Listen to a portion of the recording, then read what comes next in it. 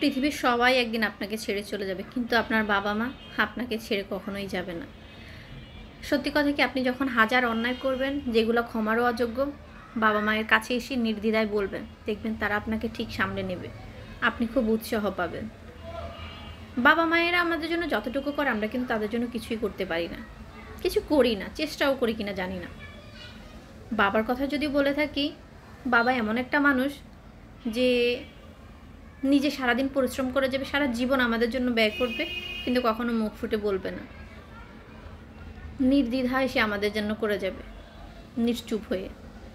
কিন্তু আমাদেরও উচিত তাদেরকে একটু যত্নে রাখা, এমন কিছু না করা যেন তাদের সম্মানহানি না হয়। বাবারা এমনই হয়, ফ্যামিলি এমনই হয়। সবাই কিন্তু সব রকমের কিছু ফ্যাসিলিটি পায় না।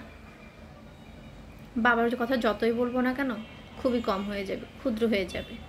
বাবা তো ছেলের জাত, তাই সব কিছু বুঝতে দেয় না। আমরা মেয়েরা যতটুকু বুঝাতে পারি বা বলতে পারি, পুরুষ মানুষ অতটুকু বলতে পারে না। তাই বাবারা তার রাজকন্যার কাছে আরও কিছু বলবে না, কারণ সে যে রাজকন্যাকে বিশাল ভালোবাসে, যেন কোনো প্রকার টেনশন না হয়।